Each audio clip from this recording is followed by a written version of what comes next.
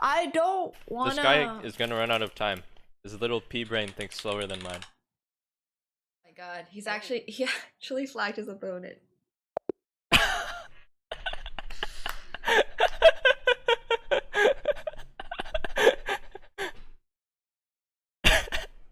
This is how I feel when I watch your silver games, okay? This is how I feel when I watch your silver games. I'm like, what the fuck is actually going on?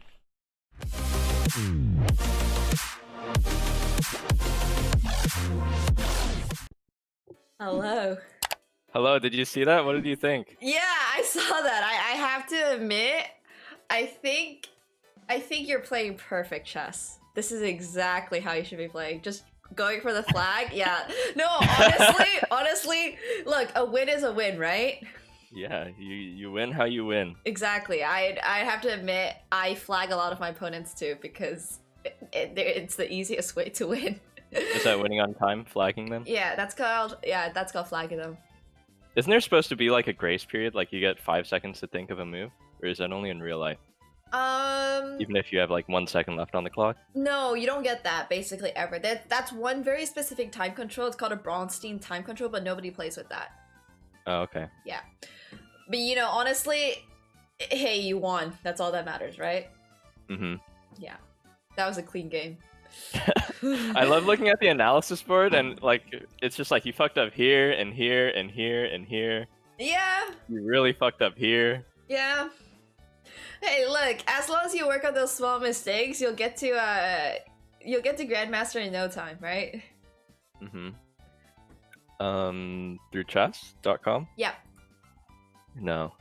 Oh. Well, that is I swear this website really kind of like sucks, the user interface. Wait, are you sponsored by chess.com? Yes. Okay, they were really good. Oh my god. It's fine. It's okay. I'm not the one saying it. You are. So I think for you, I'm just pulling up some more of your games. You look like you've had some losing streaks, you've had some winning streaks. Okay. Yeah, sometimes I play when I'm tired and then I just sort of end up feeding. But when I play when I'm focused, I usually win. Okay. I like that. Alright, let's see you play another game. I'll Okay. spectate, and if something comes up, I'll like yell at you, but otherwise. Alright. Oh no, I have to play black. I'm a white one trick. White one trick, oh no.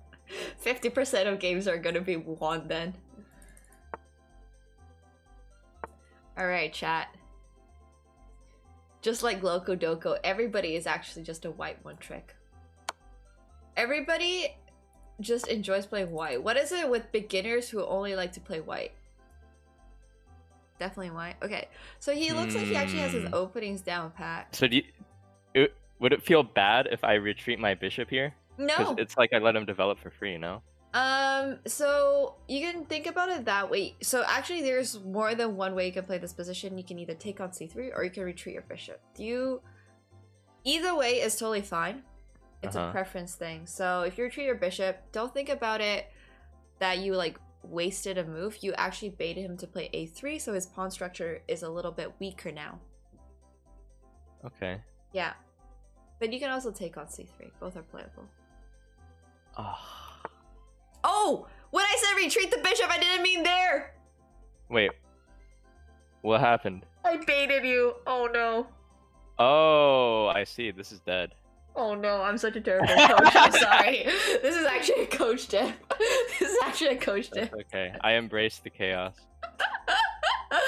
Oh my god. It's fine. What's the best move here? Well, you only have one now. It's fine. I embrace the chaos. Wait! This is Chaos Chess. Welcome to my world. Oh my god, this is beautiful.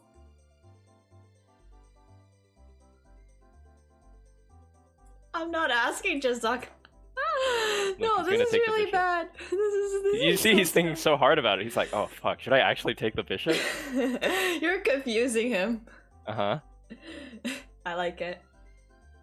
Yo, this guy is actually okay. So like in this position, realistically speaking, you can play bishop here, or you can play this. How do I even play this line? It's usually bishop takes, but if you don't know what you're doing, neither does your opponent. True. Okay, so the next time you get that position, after they play a3, I'm just gonna tell you to take that knight. No, it's fine. I should just not retreat where I retreated to. That, or you just take the knight and you don't have to worry about losing your bishop if you don't have a bishop.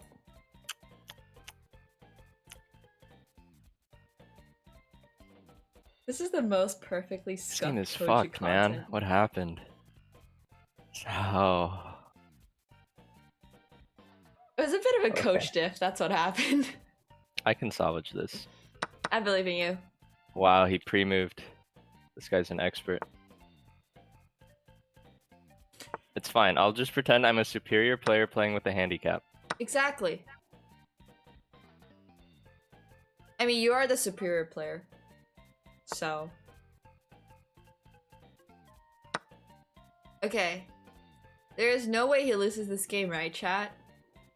There is no way. So here, I think it's better to take with the a7 pawn, so I can open up my rook, yeah? Yep, that sounds right. No way. No way. No way, chat. Whoa.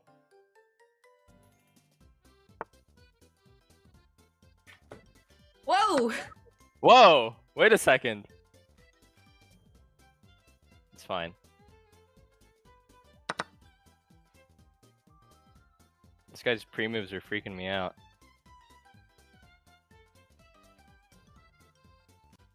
Alright, I wasn't sure about the b5 move. Yeah, huh, where'd all my pieces go? I wondered that too. He really is learning from the best. This is so beautifully scuffed. I don't even know why. Oh, I don't know why. This is so scuffed. Oh, I'm teaching my COG mid later to run it down in chess. I don't think he can lose this game if I help him a little bit. If he doesn't, like, screw up that badly again. Oh, wait. Wait, you have a chance here. Look, fork checks. Please. Wow, spoiler much? Spoiler much. There we go. No, this is a dishonest win. He's tarnished. It's okay. Well, look, I baited you into losing the bishop in the first place, so I think it's only right. Okay, we're on equal footing now. Yeah, we're on equal footing now. Okay, now I will not give any more hints. Okay. The entire queen side of the board has been reduced to ash.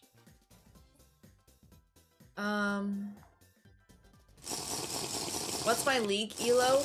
High enough to coach Pobelter, obviously. Did you just drink straight out of the... Are you stream peeking? Yes, I am. Yeah, I mean, there's not much left. Okay. I won't say anything about it. Also, all my cups are dirty. Have you heard of washing them? Maybe? No time for washing dishes, only chess and league. Okay, fair. Fair. No, I relate. Oh, I think this is good. He can't castle.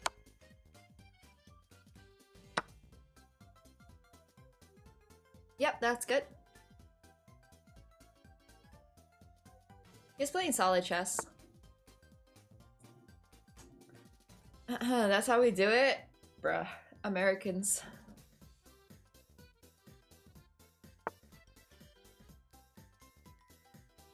Alright. Let's see your endgame technique. Okay. Great, that's my specialty. Yeah. Oh. Oh? Oh. Oh! Oh. Oh. Oh. The bishop. Oh! Okay, wait. Does he know what back rank is? I think he does. That's a good move. He's definitely very, very big-brained. As in, he can like see these kind of things. He doesn't see it. He might have seen it. You genius. True. True. But this is not, you know, bad for him. I think it's going to be a bit of a draw though, so it's not like he can push super hard for a win here.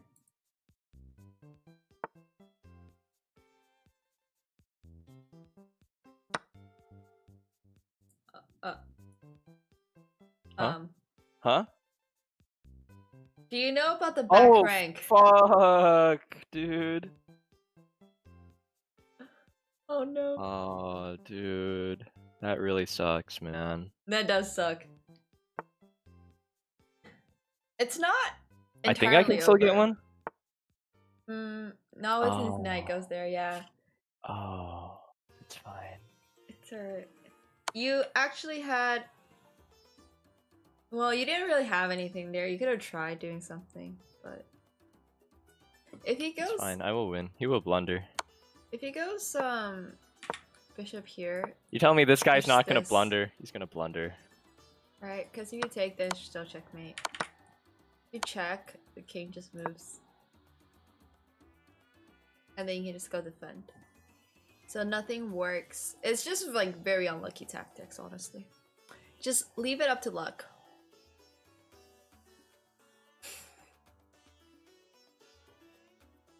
Just call it luck. I believe in your ability to flag this guy. Mm-hmm. He takes so long to think. Yep. Just gonna go for the dirty flag. I guess I do too. I have less time than him. Just gotta think faster then. Okay.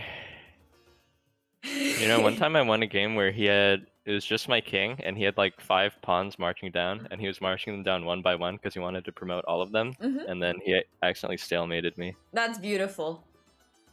See? Sometimes you just need those kind of games.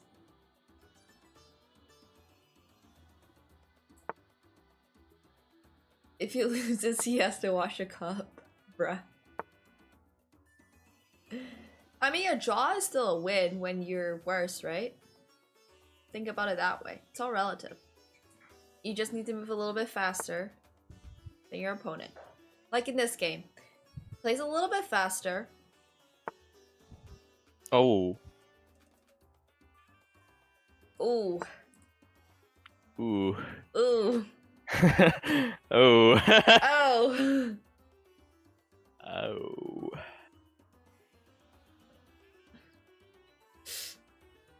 Yeah. That's fine. This is okay.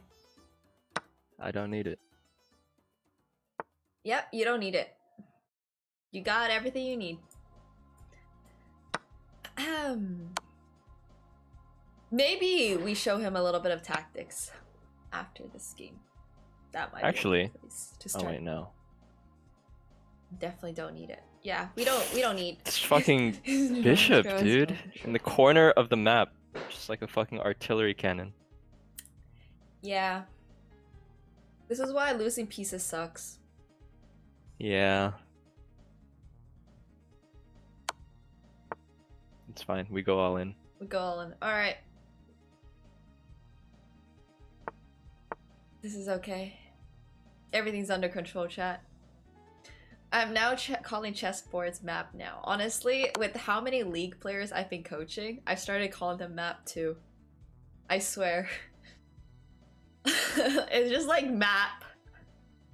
Oh my god. This dude has pawns all over the map, pretty much. It's just so funny. It's actually so funny. Do you believe in miracles? Honestly, I fully do.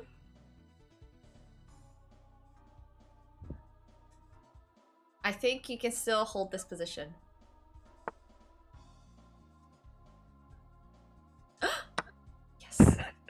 Right? Yes. I was like, wait, there's a chance, there's a shot.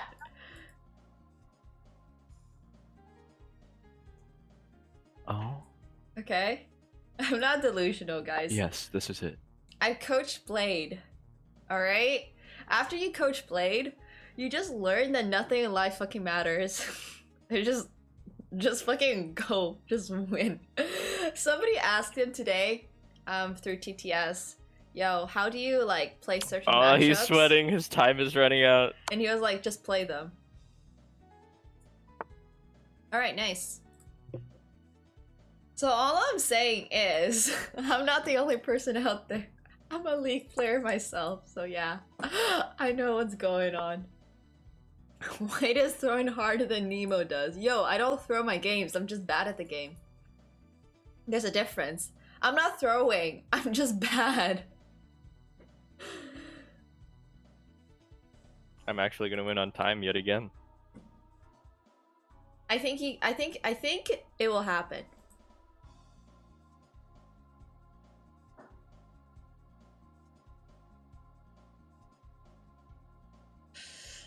Oof.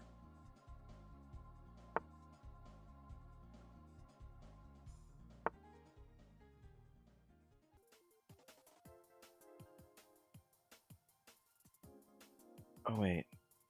How do I do this? Okay, you have a really good strat here. I move rook first.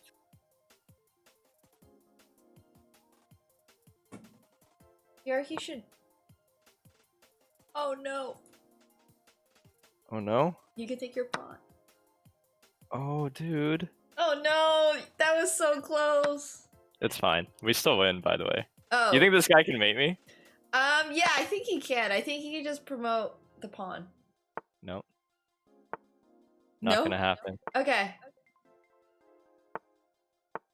We're placing bets on this with chat.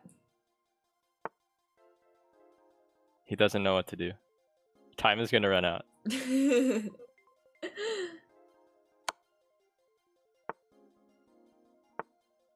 Oh my god, is he actually not gonna promote?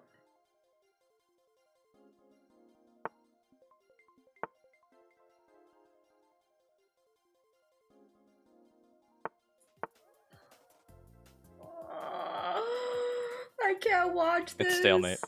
I can't watch this. I cannot watch this. I can't watch this.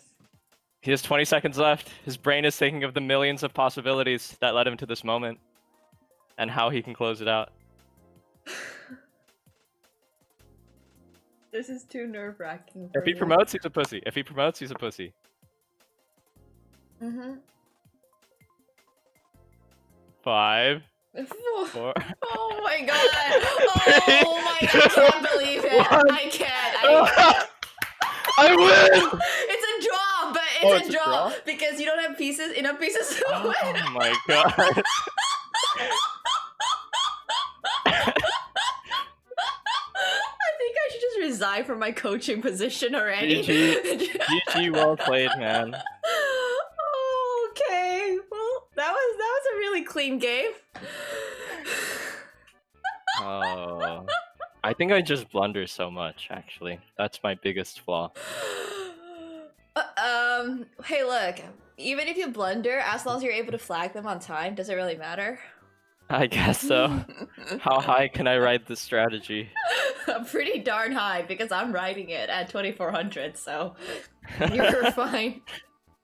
Okay, so I think before I get you to play more games, I want the quality of the game to go a little bit higher. What? This isn't good?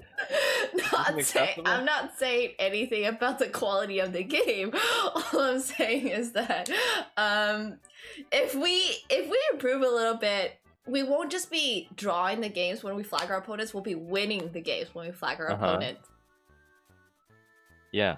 So it will get better. Let's show you some common tactical ideas, because I think you know a lot of them, you're just kind of like forgetting them during the game. Okay. Alright, so yeah, this is the Queen's Gambit. Do you know openings, or are you still like figuring everything out? I mean, sort of. Like, I know that this is the Queen's Gambit. I know Okay. that something is an Italian game, but like not really much beyond Alright. that. Well, no, that's fine. Okay, so you know this is the Queen's Gambit. The way you're approaching this opening is actually really good. Usually, yeah, so knight f6, a UN bishop before check. Okay, knight c3, knight f6, a3 here. Most people play bishop takes c3. Uh-huh. And the reason for this is because, like you said, if you move it back, right, you kind of gave your opponent a free move. It's not like a huge deal. So I think I'm actually going to recommend you just take it to avoid you losing your bishop in the future. But the idea for these kind of positions in any given time is when you put your bishop on the side of the board, right? When you put any of your pieces on the side of the board, you need to think about, does my opponent have ways to attack it? Because when your pieces go to the side of the board, they get less squares. And when they get less squares, that means they get more trapped. So this is not the only position in which you'll face these kind of situations where your bishop gets kicked and then you have to make this decision. Do you put your bishop onto a5? Do you do you retreat your bishop all the way here? So this is like a really common theme in other positions as well. So this is something like I kind of wanted you to recognize as like a pattern sort of thing. So in these positions, you have to be really careful about whether or not your opponent has like this pawn structure, right? Whether they can do this, because you'll lose your bishop for sure here. So what you're looking for instead in this position is whether or not you should take. And in this case, you can take because this doubles his pawns. You'll castle right after. So you just keep on playing like a normal position. Sure, you don't have to pair bishops anymore, but the position is super solid and is also quite closed, which means he can't do much with his bishops anyways. Okay. Wait, so something I don't really like when I play like this is that I can't move my bishop out at all. Like, it just feels weird for me to ever get this involved. Oh, the light square bishop in this case, you mean? Yeah. Yeah, so when you have this pawn structure, unfortunately, there's just not much you can do about it. That's one of the drawbacks, I guess, of playing black. You sometimes get like more passive positions with this, but you can, for example, put your bishop onto b7. Do you fianchetto your bishop ever? Sometimes if I feel like it. I mean, okay. Spur of the moment, yeah. All right, that's totally fine then. Yeah, so fianchettoing your bishop is a totally plausible way to like open up to get your bishop somewhere. If your opponent like takes on d5 and takes back, and you see that this will never, be possible, you can look to put your bishop on other squares too. So like, for example, the bishop goes to e2. You can also consider trading off your bishop. This is a possibility as well. If you don't like your bishop that much, you can just trade it off. Okay. The other option you have here is to, like, your bishop is not bad at all. It can feel a little bit awkward, but like if he takes, you've got this potential square later for it, right? You can also put your bishop onto b7. There's just so many different ideas here. I'm just kind of like showing you a few ideas. You can push c5. And if he ever takes, you have the potential for this bishop to be really strong along this diagonal. Oh. So where you place your bishop might be like an idea for what you want to do later in the game kind of thing. So you can kind of decide earlier in the game, do you want to play this kind of pawn structure? Do you maybe just want to draw the game really fast? Or like go for a more equal position, go for an endgame and just swap off the bishops? Or do you want to, just chill with your bishop somewhere along this diagonal and not really do much? You can play like c6 later, and just kind of sit in this position. There's like quite a few different ideas here. Yeah, this looks really defensive, yeah? This is really defensive, yeah. So bishop b7 is probably like a more aggressive kind of way to play it. I mean, it's like double-edged, I guess, because you can get these things called hanging pawns. And this is like a lesson that is like it's like really complicated because this goes into pawn structures, but hanging pawns give you more space, right? So you have a lot of space in this position. Your opponent has a little less space, but your pawns can also potentially be quite weak because they're not defended from the sides.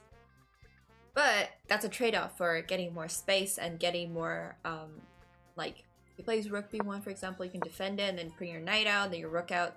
So you get quite a nice center. You get mid, like, control, but it's a little bit shaky. I see, that makes sense. So this is a really common way to play sort of these d4 openings. Do you have a set opening against e4 as black?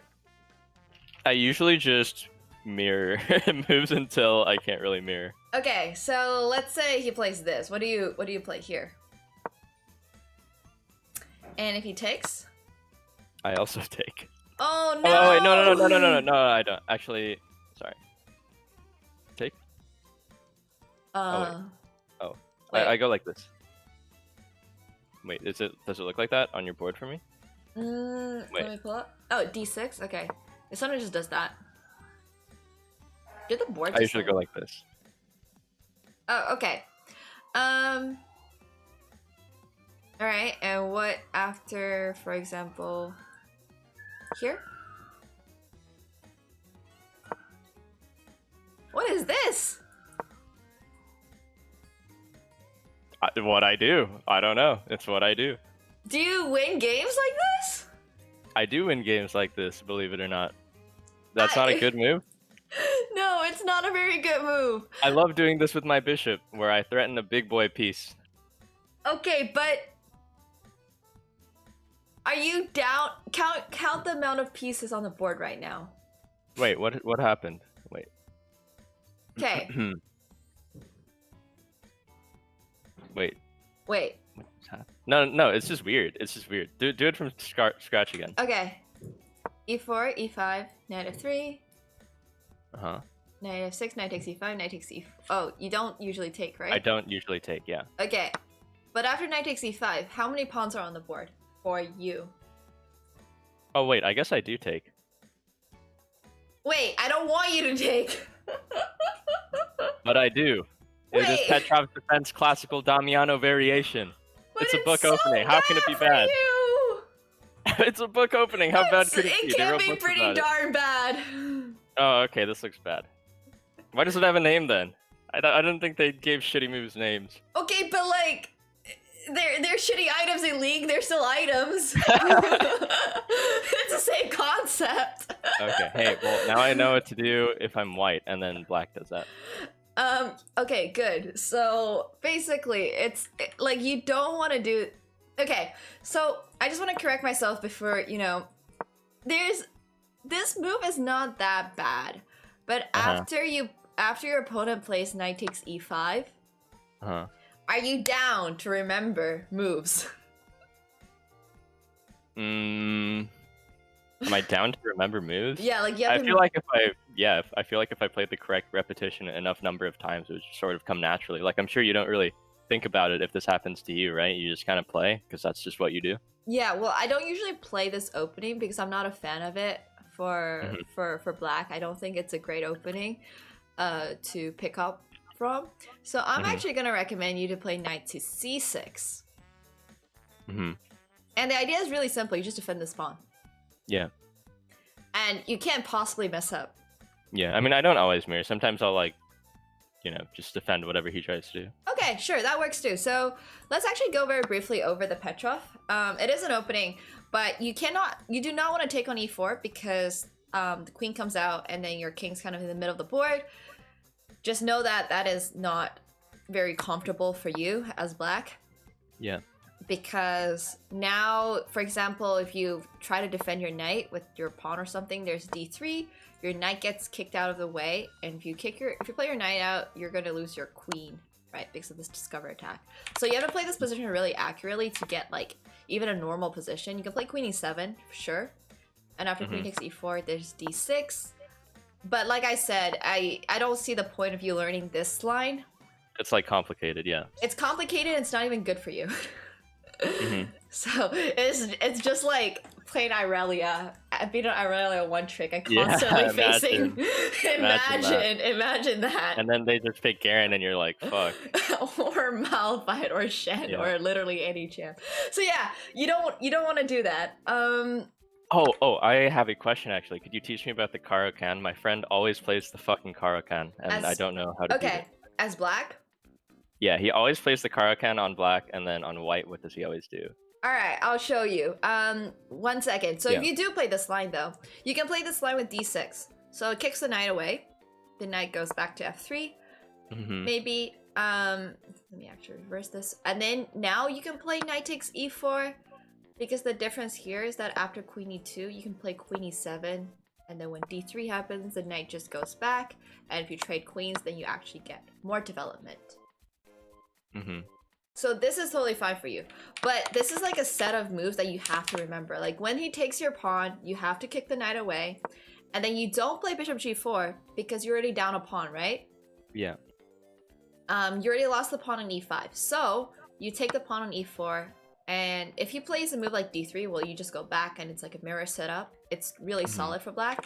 If he plays d4, you have to counter with d5 because you want control of the center. Otherwise, he's going to push d5 and then you'll have no center. Mm-hmm. So that's why you play d5 here. And then you just basically try to protect your knight. Well, you don't really try to protect your knight. You just castle and then you do like normal stuff, I guess. Mm-hmm. Yeah. But yeah, I mean, this is a lot of like this is the part where you're learning openings that are not, what's it called, like what's the word, orthodox, kind of get scuffed because you have to like start remembering a little bit of this. Yeah, and if you deviate a little bit, then you're probably just like really screwed. Yeah, but the good news is your opponents also probably don't know what they're doing, so Yeah. exactly, it's fine. All right, so the Karo Khan, he plays c6. Yeah. Okay, and if you play d4, do you play d4? Yeah. Okay, he plays d5.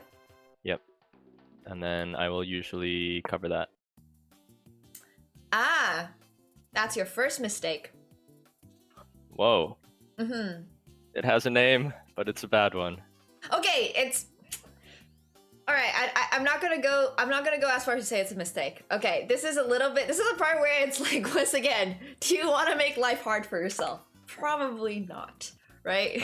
Once again, it's the Irelia analogy. Don't play Irelia if you're a beginner in League. So I would highly recommend playing, for example, e5. This is the line I like to play. It's really solid. Oh yeah, I usually do that or the other one. Okay, so f3 is really not that bad. It's playable, but I think it gets way too complicated, and it's really not that bad. But it's just not my playstyle. So I would more or less recommend playing e5. What's your playstyle? You go in? I play fairly solid until my opponent makes a mistake, and then I snap, kinda. Yeah. Okay. So, I don't know, what's your playstyle for chess, I guess? I like to go in. You like to just go in? I like aggressive chess, yeah. You like aggressive chess. Okay, so I'm just trying to think now which line of the Karo is more aggressive. I've always played this e5 line. Okay. But the f3 line is also playable. It's called the fantasy variation, as you know, it has a name. But I just think that, do you remember specifically where your opponent plays? Like where your friend plays? No, I don't. Oh, okay, that's fine. Like, I don't know if he takes here.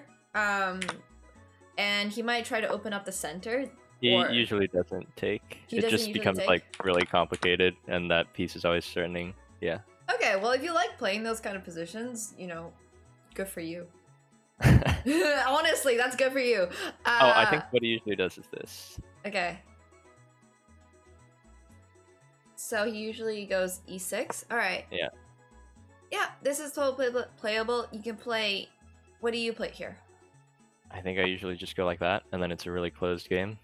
Okay, wait. So you can't combine both of those. So this is like combining the advanced variation with a different line, and you don't want to do that because the whole reason you played f3 is to keep the pressure in the center. Yeah. And if he takes on e4, then you can take back with the pawn, right? Uh-huh. So, if you play that, that means you are going to get a worse version of the other line. With If I had just done that to begin with. yeah, okay. if I just done it to begin with, exactly. You're just getting a worse version of the other line because in this position, your pawn is like pawn on f3 is usually a weakness. It's not something you particularly want to do because this is one of the pawns that's like directly in front of your king, right? Uh-huh. So you don't want to be like, yes, I will push this pawn up. So by pushing e5 in this position, and if he plays e6 here, you never push f3.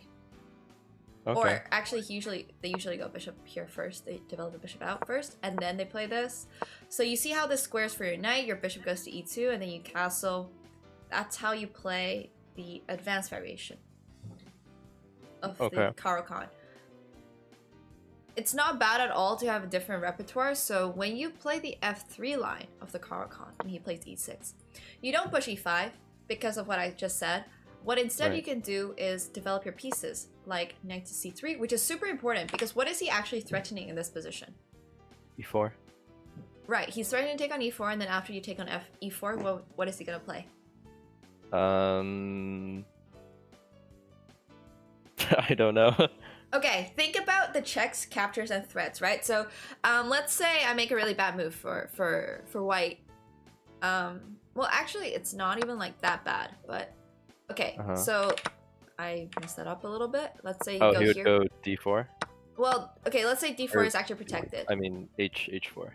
Yeah, he can go to h4. Right there, yeah. Exactly. So whenever you're making these kind of moves, always think about like the checks and captures, right? Should always be looking at those. And if you see this, then you would know, well, you're going to lose the pawn on e4. And do you like losing pawns? No, ma'am. We do not like losing pawns. All right, awesome. Yeah, we do not like losing the pawn, so we don't do that. So that's why you play knight c3. It's a developing move, and you're also defending your center. Which is super important. Yes. Yes. Okay. Yes. Have you ever had this position before? Can't really remember, honestly. Maybe. Possibly. All right, well, you know, it doesn't matter, I guess, too much if you have, but I think this is like the key difference between playing e5, like just e5 with no f3, and just playing f3 with no e5. Because, like, combining those two is not good, but if you just play one or the other, they're both pretty solid. Okay, that's an important tidbit. It is a very important tidbit, yeah. So as a general like rule of thumb, you don't really want to be pushing this pawn up early in the game. I mean, this is like obviously just one of those lines that is an exception. There's just a million exceptions. But yeah, so as long as you don't combine those two, it should be totally okay. And it's just like you develop more or less normally. You might play bishop b4, or if you play against somebody, they might play bishop b4. And the idea is like similar, right? Like this is a pin, so they want to do that same trick again.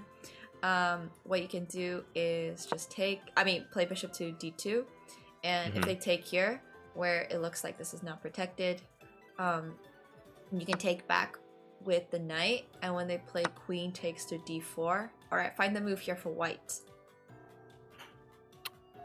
Find the move here for white. Is that just... Okay, I mean, I don't really see it. Okay, wait, it's like a chess puzzle. Wait. No, I got this. Surely I don't just take. Do I just take? Also, you should be looking at this from the white point of view, because you'll be playing this as white. Yeah. So if you want to flip your board, that might help. This? Yeah, exactly. That's good. So then when the queen moves, you lose the bishop. I mean, he loses the bishop, right? Yeah. Okay, so that's why this line does not work for him. So you just have to like be really aware of these things and just always be controlling your center, like developing your bishop out. But that's like every single opening you play, right? Like you're always considering these things. So bishop to d3, for example. Actually, you don't need to push that pawn. You could just play bishop to d3, and then you put your knight to e2, and then you castle. Oh, one thing. Wait, did I say this last time we did this? It was like when I watch actual chess matches, I never see queenside castling. It's like only ever kingside castling. Why? Because queenside castling means that you're gonna fight them. It means you're going to throw some hands. No matter which side. Yeah, basically, if you cast on opposite sides, the main idea is that you will be pushing pawns or attacking each other on opposite sides. So the way that a lot of high elo matches kind of go is that they don't really want to take those risks. But I absolutely love to castle queenside too. I'm pretty aggressive as a player, honestly. I just kind of I like to shove my pawns at people. But it's not like the best way to learn the game. Yeah. It's a bit troll, I'm not gonna lie. The way I play is a little bit troll. But yeah, sometimes you can shove like all your pawns at your opponent, but that's basically like if you castle on opposite sides, it means you're kind of committed to like fighting your opponent.